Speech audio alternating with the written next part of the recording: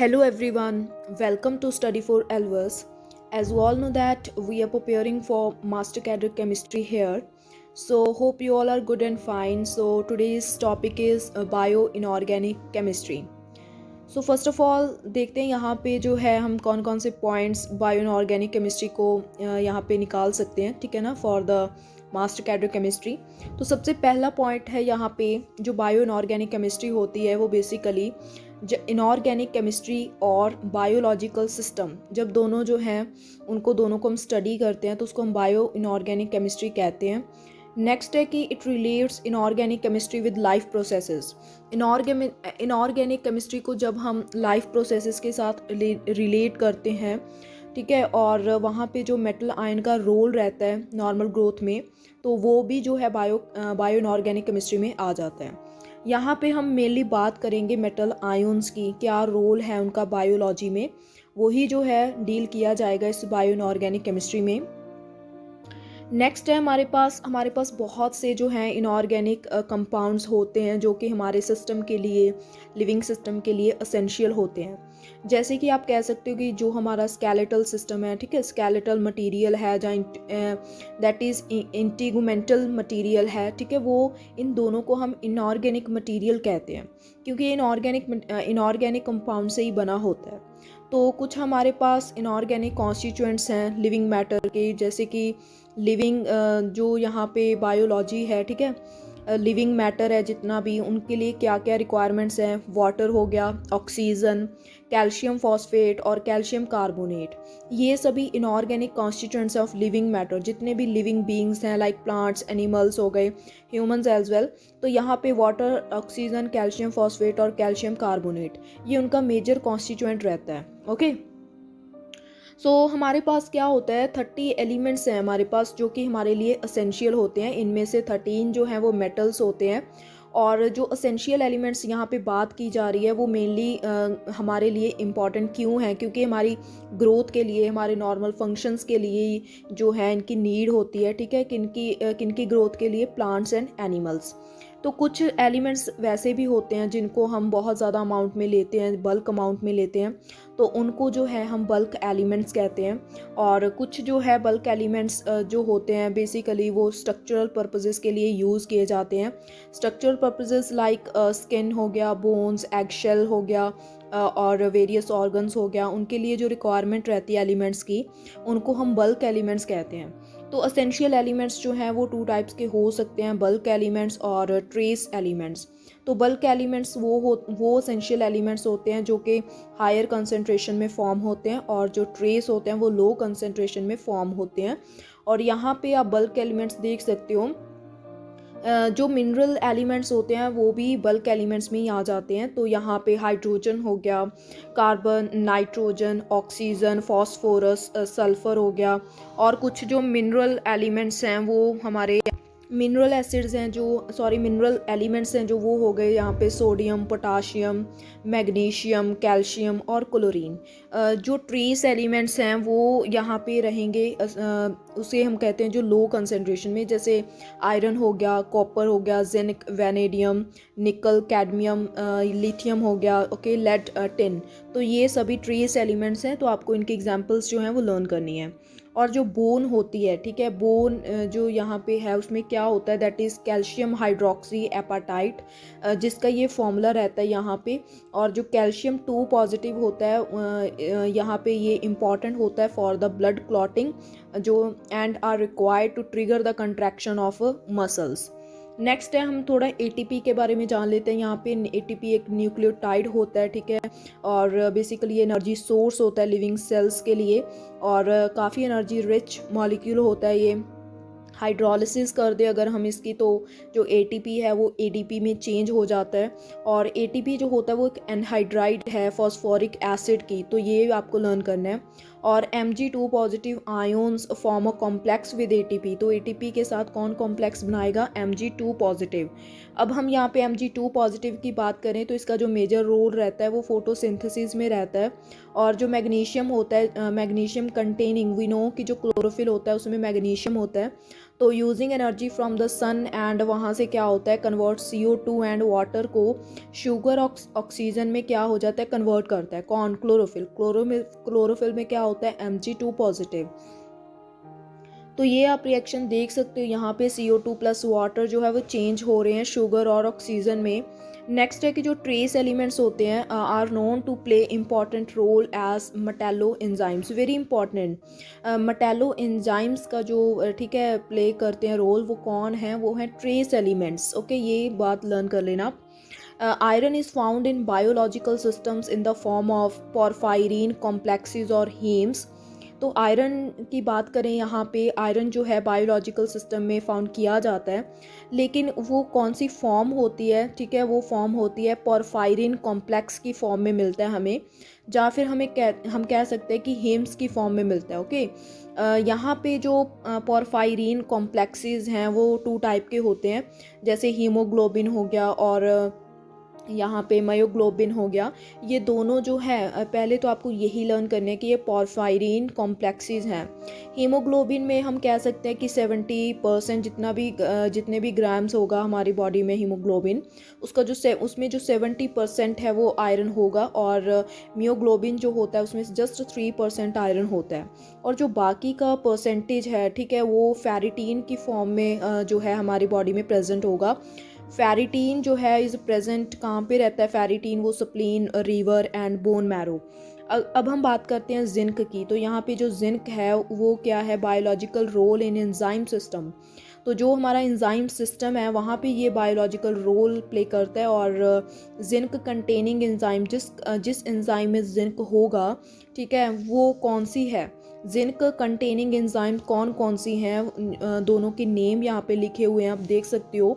That is carbonic anhydrase, और second है carboxy peptidase. Okay, तो जो कार्बोनिक एनहाइड्रेज है, सबसे पहले आपको पूछा जा सकता है कि इसमें कौन सा मेटल प्रेजेंट होता है, और यहाँ पे जिंक प्रेजेंट होता है, और ये वाला एंजाइम कहाँ पे पाया जाता है, ये RBC, ठीक है, रेड ब्लड कॉर्पसल्स और रेड ब्लड सेल्स में ये पाया जाता है। नेक्स्ट है, आपको पूछा जा सकता है कि जो कार्बोक्सी पेप्टाइडेज है ये एक एंजाइम है, ठीक है, तो यहाँ पे कौन सा मेटल पाया जाता है इसमें, तो वो भी इसका आंसर आ जाएगा जिंक। और ये कहाँ पे प्रेजेंट होता है, ये प्रेजेंट होता है पैनक्रिएटिक जूस में। क्लियर। सो नेक्स्ट है हमारे पास कॉपर। अब यहाँ पे कॉपर के बारे में देख लेते हैं। अगर कॉपर की डेफिशिएंसी हो जाती है एनिमल्स में, तो उनको जो डिजीज़ होगी दैट इज़ एनीमिया। और जो कॉपर होगा वो एक प्रोटीन के साथ बाउंडेड होगा इन आवर बॉडी, उसे हम कहते हैं मेटेलो प्रोटीन्स और एज एंजाइम्स। तो यहाँ पे बताया गया है कि जो कॉपर है ये प्रोटीन के साथ बाउंडेड होता है हमारी बॉडी में। तो जब ये उसके साथ बाउंड होता है तो उस प्रोटीन को हम कहते हैं मेटेलो प्रोटीन्स, या फिर सिंपली एंजाइम्स कहा जाता है। The illness caused by the excess of copper is called Wilson's disease. This is important कि अगर एक्सेस में कॉपर हो जाए तो कौन सी डिजीज़ होगी, दैट इज़ विल्सन डिजीज़। और इसे क्योर भी किया जा सकता है with the help of EDTA। Okay, copper containing protein कौन सा है, ऐसा प्रोटीन आपको बताना होगा जहाँ पे कॉपर होगा, तो वो है दैट इज़ हीमोसाइनिन। हीमोसाइनिन जो है वो प्रोटीन है जिसमें कॉपर रहता है। नेक्स्ट टॉपिक है that is porphyrins and metalloporphyrins. This is also important. तो यहाँ पे पोरफायरिन स्टडी करने से पहले हम यहाँ पे देख लेते हैं कि पॉर्फिन्स क्या होते हैं। देखो, पॉर्फिन एक यहाँ पे मैक्रोसाइक्लिक काफ़ी बड़ी एक रिंग होती है जिसमें जो है 4 पायरोल रिंग्स होते हैं, ठीक है, आपको स्ट्रक्चर भी दिखेगी यहाँ पे। यहाँ पे है 4 पायरोल रिंग्स रहते हैं, एक दूसरे के साथ वो लिंक्ड होते हैं। कौन से ब्रिजेस के साथ, this is important, methane bridges के साथ। तो जो ये पॉर्फिन्स होते हैं, ठीक है, हैव पायरोल सिस्टम होता है इनका, क्योंकि pyrrole rings are there with double bonds therefore act as in, इसीलिए हम इनको क्या कहते हैं, टेट्राडेंडेट लिगेंड्स भी कहा जाता है। तो पॉर्फिन्स को क्या कहा जाता है, टेट्राडेंडेट लिगेंड भी कहा जाता है। यहाँ पे नाइट्रोजन डोनर साइट्स रहती हैं। ओके, तो यहाँ पे टोटल जो है 4 नाइट्रोजन होते हैं। तो इसमें से जो 2 नाइट्रोजन होंगे वो टर्शरी नाइट्रोजन होते हैं, ठीक है, जो कि सेंट्रल मेटलाइन के साथ कोऑर्डिनेट बॉन्ड बनाते हैं। और जो बाकी 2 नाइट्रोजन होते हैं वो सेकेंडरी होते हैं और वो प्रोटॉन को लॉस करते हैं, और जो टर्शरी नाइट्रोजन होते हैं वो इलेक्ट्रॉन को लॉस करते हैं। तो यहाँ पे जो सेकेंडरी नाइट्रोजन होगा वो लॉस करेगा प्रोटॉन को एंड वो मेटल आयन के साथ कोवलेंट बॉन्ड बनाएगा। Okay, so thus a porphin ring can act as tetradentate di negative ligand. तो यहाँ पे हम पॉर्फिन रिंग को क्या कहते हैं, टेट्राडेंडेट डाई नेगेटिव लिगेंड भी कहा जाता है। तो आप यहाँ पे स्ट्रक्चर देख रहे हो लेफ्ट हैंड साइड पे, ये यहाँ पे स्ट्रक्चर है किसकी, दैट इज पॉर्फिन की। Okay, this is porphin. हाँ जी, तो यहाँ पे नेक्स्ट जो आप देख रहे हो डायग्राम, अगर हम पॉर्फिन में ठीक है कुछ सब्स्टिट्यूएंट्स लगा दें, जैसे आप देख रहे हो यहाँ पे मैंने आर ग्रुप्स लगा दिए हैं, ठीक है। तो यहाँ पे जब आप सब्स्टिट्यूएंट्स लगा देते हो लेकिन हाइड्रोजन जो है वो सब्स्टिट्यूएंट आपने नहीं लगाना है, तो वो जो स्ट्रक्चर बनेगी उसको हम पॉर्फायरीन्स कहते हैं। That structure is called as porphyrins. When the four pyrrole rings of porphin carry substituents other than hydrogens, तो इन्हें हम क्या कहेंगे, porphyrines। The substituents are usually organic groups होने चाहिए, या फिर वो इलेक्ट्रॉन विदड्रॉइंग हो, या फिर वो इलेक्ट्रॉन डोनेटिंग हो, ठीक है। लेकिन जो है हाइड्रोजन नहीं होना चाहिए। नेक्स्ट है हमारे पास मेटेलो पोर्फायरीन्स। यहाँ पे क्या होगा, स्ट्रक्चर वही है, सेम है, सब्स्टिट्यूएंट्स भी लगे हुए हैं। देखो यहाँ पे कंप्लीट जब आप यहाँ पे मेटल ऐड कर दोगे तो वो कौन सा हो जाएगा, दैट इज मेटेलोपोरफायरीन्स। क्लियर हो गया। The complexes in which a metal ion is held in the porphyrin ring system is called metalloporphyrins. जो नेचर होता है इसका वो वेरी करता है, ठीक है, चेंज होता है मेटेलोपोरफायरीन का, क्योंकि जो यहाँ पे जिस टाइप का आप मेटल आयन लोगे, ठीक है, उस जिस टाइप का आप सब्स्टिट्यूएंट्स लोगे तो उस हिसाब से जो है नेचर चेंज होगा। ओके, सो ये स्ट्रक्चर आप देख सकते हो यहाँ पे। नेक्स्ट है कि अब होता क्या है, सेंटर में एक होल सा बन जाता है। इस होल में हमने क्या करना होता है, मेटल को फिट करना होता है, ठीक है। तो यहाँ पे बताया गया है कि जो आइडियल साइज होता है, an ideal size of the atom to fit in the hole is, मतलब एक आइडियल साइज है 2 एंगस्ट्रॉम का। तो जो metal ions first transition series के होते हैं, ठीक है, या फिर आप कह सकते हो कि एल्केलाइन अर्थ मेटल्स हो सकते हैं, ठीक है, तो वो तो इसमें फिट आ जाते हैं एग्जैक्टली। लेकिन जो अगर एप्रोप्रिएट साइज जो है, तो यहाँ पे मीन्स जब ये फिट हो जाएंगे तो जो ज्योमेट्री देंगे उस ज्योमेट्री को हम स्क्वायर प्लेनर ज्योमेट्री कहेंगे। लेकिन अगर साइज़ जो है वो मेटल आयन का लार्जर हो जाता है, ठीक है, तो वो जो मेटल लोगे आप वो आउट ऑफ प्लेन दिखाई देगा, आपको आउट ऑफ प्लेन होगा। तो मीन्स वहाँ पे जो ज्योमेट्री होगी तो वो स्क्वायर पिरामिडल ज्योमेट्री आ जाएगी। ओके, तो नेक्स्ट है हमारे पास the most important metal complexes of porphyrin. तो वो कौन से 2 इंपॉर्टेंट मेटल कॉम्प्लेक्सेस हैं पोरफायरीन के, वो हैं दैट इज़ क्लोरोफिल और हीम। तो ये इम्पॉर्टेंट हैं, काफ़ी ज़्यादा मेटल कॉम्प्लेक्सेस हैं, ठीक है, पोरफायरीन के। तो आपको ये लर्न करना है क्लोरोफिल और हीम। तो यहाँ पे क्लोरोफिल क्या होता है, क्लोरोफिल एक मैग्नीशियम कॉम्प्लेक्स है पोरफायरीन का, अभी हमने स्टडी किया, जो कि अपना जो रोल प्ले करता है फोटोसिंथेसिस में। और जो हीम है, ठीक है ना, हीम जो है एक आयरन, आप कह सकते हो आयरन पोरफायरीन है, जो कि हीमोग्लोबिन और मायोग्लोबिन में प्रेजेंट होगा, ठीक है, प्रेजेंट होता है। तो यहाँ पे अब हम प्रोटीन्स के बारे में थोड़ा बात करते हैं।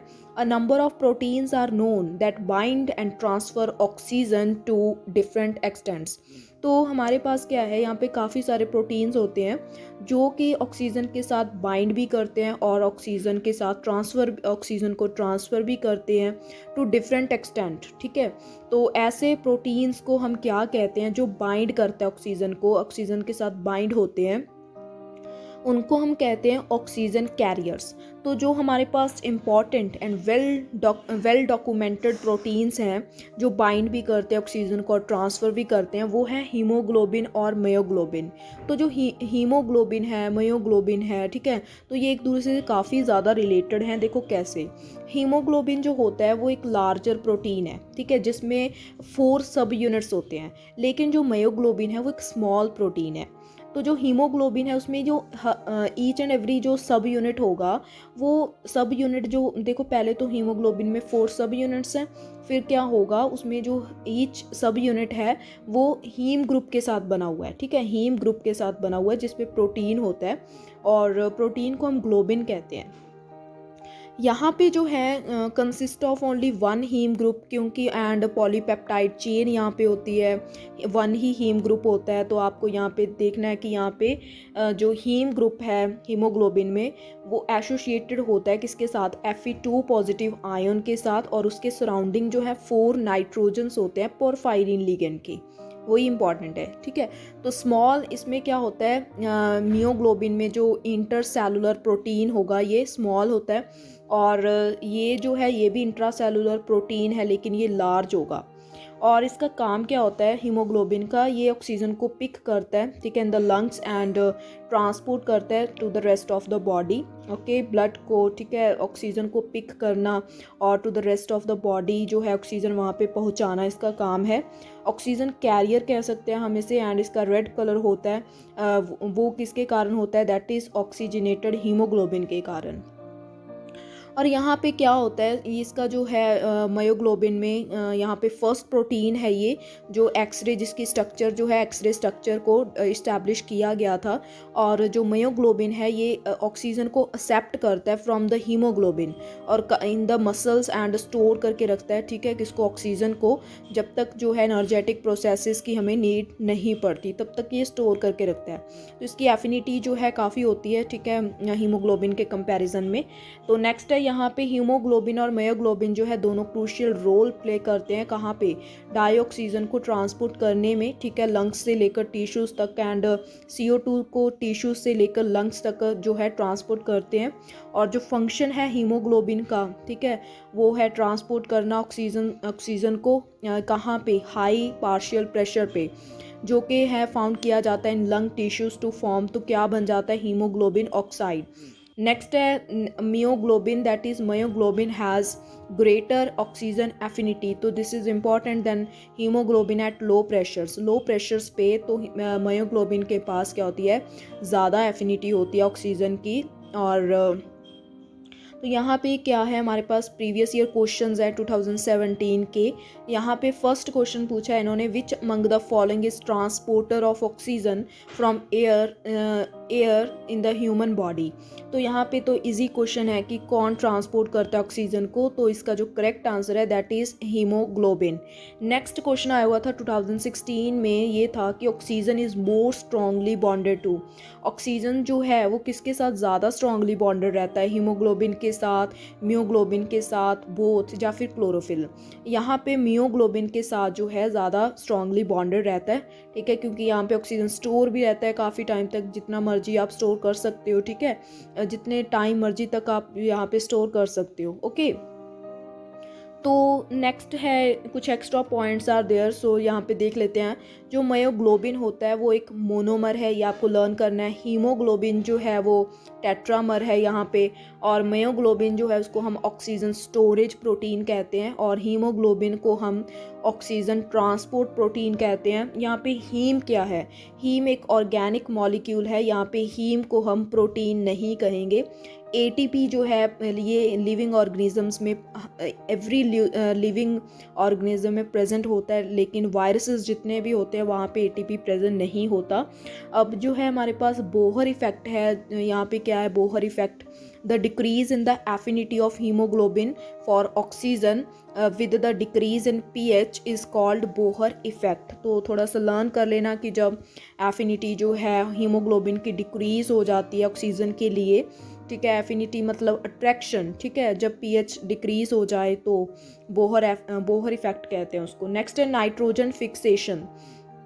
तो नाइट्रोजन फिक्सेशन, आपको पता है कि जो प्लांट्स एंड एनिमल्स हैं वो डायरेक्टली जो नाइट्रोजन को नहीं ले सकते, लेकिन वो फिर वहाँ से सॉइल से नाइट्रोजन को लेते हैं, ठीक है, तो वहाँ पे क्या होता है, फिर जो नाइट्रोजन की वहाँ पे रिडक्शन हो जाती है, ठीक है, रिड्यूस होनी स्टार्ट हो जाती है वहाँ पे फर्टिलिटी सॉइल की, तो वहाँ पे हमें नाइट्रोजन फिक्स करना होता है, तो उसे हम नाइट्रोजन फिक्सेशन कह देते हैं। तो सॉइल में क्या होता है, नाइट्रोजन होती है, कौन सी फॉर्म्स में मिलती है हमें, नाइट्रेट्स की फॉर्म में, नाइट्राइट्स की फॉर्म में, अमोनियम सॉल्ट्स की फॉर्म में, और यूरिया की फॉर्म में।